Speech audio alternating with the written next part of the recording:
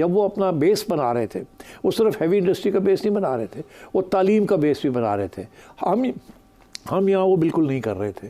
So I think that was the reason why India has forged ahead और हम पीछे रह गए हैं। भारत की विशाल कपड़ा उद्योग कंपनी रेमंड्स, जो बांग्लादेश में अपनी मैन्युफैक्चरिंग यूनिट्स चला रही थी, अब उन सभी यूनिट्स को भारत में शिफ्ट करने का निर्णय ले चुकी है।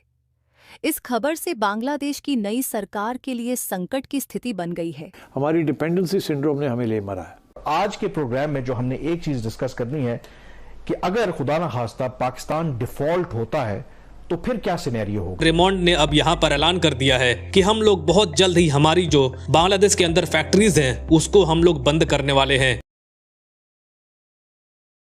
इंडिया ने बांग्लादेश पर मुसीबतों का पहाड़ तोड़ दिया। पाकिस्तान के अभी दो एक्सटर्नल के चैलेंजेस हैं, $12 अरब का रोल ओवर कराना है और दूसरी बात $2 अरब नए अरेंज करने हैं। ये तो अभी बहुत कम रिएक्शन है। अच्छा, अभी और पनिशमेंट होंगी। अभी इनका रिएक्शन इंडस्ट्री के हवाले से आएगा, क्योंकि आपको पता है 80% जो शेयर है वो सारा इंडिया से आया हुआ है। इनकी चाहे गारमेंट्स की है, चाहे स्टील्स हैं, जो भी है इनका वहाँ से शेयर आया। अब जब वो उठेगा तो फिर इनका बहुत बुरा हाल होने वाला है। IMF प्रोग्राम के हवाले से कुछ मुश्किलात दरपेश हैं हुकूमत को, क्योंकि जो $7 अरब का कर्ज प्रोग्राम था उसकी मंजूरी में लगी रहा है कि ताखीर होती जा रही है। अब बांग्लादेश की तमाम इंडस्ट्री जो है कोलैप्स होने के करीब है। बांग्लादेशी रो रहे हैं, इंडिया से माफी मांग रहे हैं। क्या इंडिया अपनी जो है दया दिखाएगा? क्या इंडिया बांग्लादेश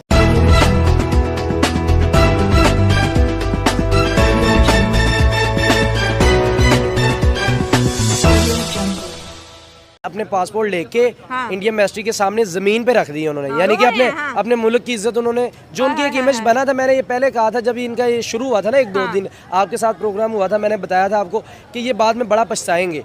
देखिए, आपने मुल्क में अपने हालात चेंज करके ना दुनिया में एक इमेज बड़ा तगड़ा बना दिया था, लेकिन आपने अपने हमसायों को छेड़ के, किसी भी मुल्क को छेड़ के आपने ये अपना इमेज जो बना था वो ख़राब हो गया। यानी कि पहले आपका झंडा ऊपर था, अब आपने अपने झंडे को ज़मीन पे, पासपोर्ट एक झंडा ही है ना हमारा, उसको आपने ज़मीन पे रख दिया इंडिया के कदमों में।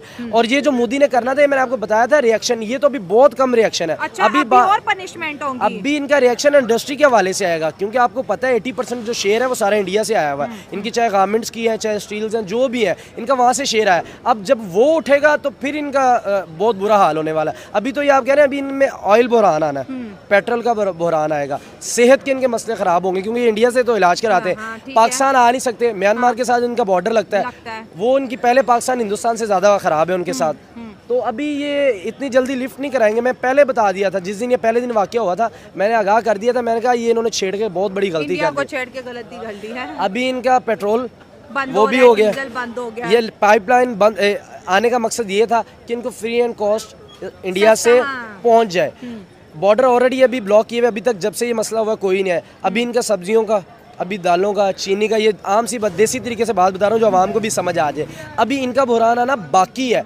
देखिए, किसी भी दुनिया में हो, सबसे पहले फ्यूल, पेट्रोलिंग जो चीज़ें होती हैं ना, अगर वो बंद है, पूरा बंद, बिजली भी गई, डीजल के साथ बिजली बन रही है, कोई कोयले से नहीं बना रहे, ये पानी के साथ भी नहीं बना रही है, डीजल के साथ बना रहे हैं। उन्होंने बिल्कुल टू द पॉइंट जो चीज़ इनके शहरक वाली चीज़ है ना, उनको छेड़ा है। इंडियन बहुत ज़्यादा खुश हैं कि बांग्लादेशियों के साथ ऐसे ही होना चाहिए। देखिए, किसी भी मुल्क को आप छेड़ेंगे और जब उस मुल्क का रिएक्शन आएगा तो उसके शहरी खुशी होंगे।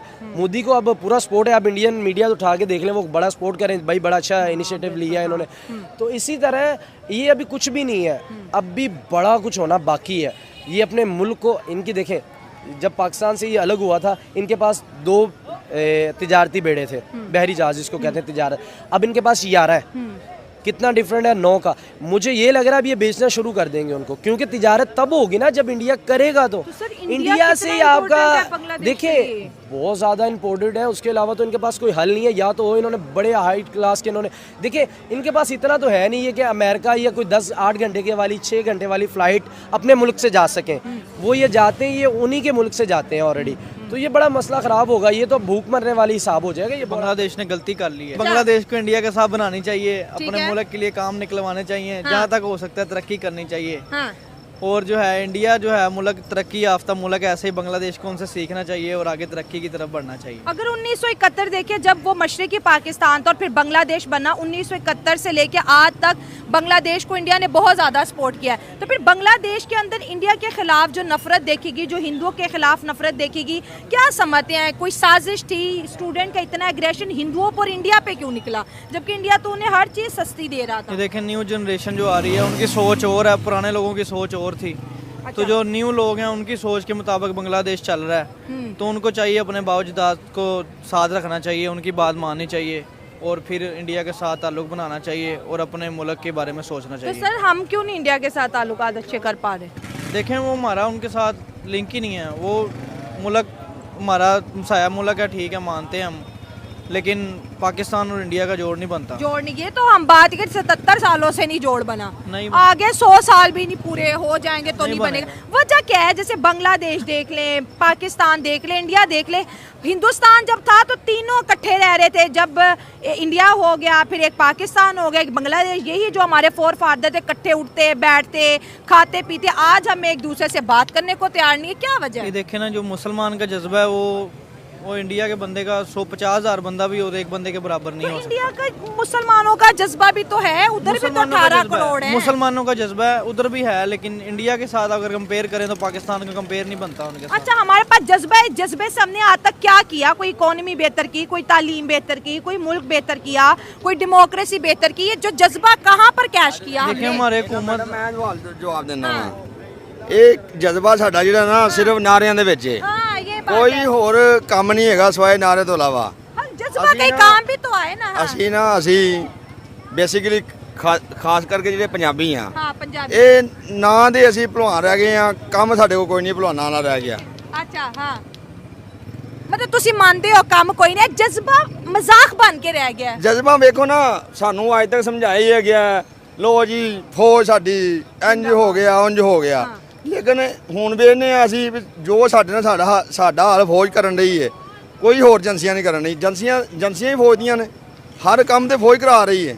सर आपको डर नहीं लग रहा है ऐसे ओपन बात करते नहीं तो डर कादा, अल्लाह रहम कर, जेडी गल हकीकत है वो हकीकत है, हाँ। झूठ वाली दी केड़ी गल? बर्बाद हो जाएगा इंडिया से पंगा लेके। जाहिर बात है। अब मुझे तो ये अपना मैं एक मशवरा दे देता हूँ बंगालियों को कि आप भाई एक दफ़ा माफ़ी। नमस्कार दोस्तों, आज की एक और नई वीडियो में आपका स्वागत है। और जिस तरह से रायमंड ने ऐलान किया है कि वो अपनी जो कंपनी है बांग्लादेश में उसको शिफ्ट करेंगे और उसको इंडिया लेके जाएंगे या फिर और कहीं पे शिफ्ट करेंगे, लेकिन बांग्लादेश में नहीं करेंगे, बिकॉज़ बांग्लादेश में अभी स्टेबिलिटी है नहीं और कोई भी इन्वेस्टर अपना पैसा बांग्लादेश में फंसाना नहीं चाहता बिल्कुल भी। और जिस तरह से बांग्लादेश रेडिकलाइजेशन की राह पर चल चुका है, वहाँ पे भी आने वाले टाइम पे पाकिस्तान जैसे हालात देखने को मिलेंगे। तो अभी 50% तो हालात हो ही चुके हैं पाकिस्तान के जैसे, और जो थोड़ा बहुत बचा भी है वो भी अब पूरी तरह से जो है वो पाकिस्तान जैसा इनका हाल हो जाएगा। क्योंकि जैसे पाकिस्तान में किसी की भी इन्वेस्टमेंट सेफ़ नहीं है। अभी 2 दिन पहले देखा कि जो मॉल था कराची में, एक ड्रीम बाज़ार करके, उसको दिन दहाड़े लूट लिया पाकिस्तानियों ने। तो आने वाला टाइम यही बांग्लादेश में भी देखने को मिलेगा। इसलिए जो बड़ी कंपनियां हैं, जो बड़े इन्वेस्टर्स हैं, वो अपना पैसा बांग्लादेश से जितना जल्दी हो सके उतना जल्दी निकाल कर वहाँ से भागना चाहते हैं।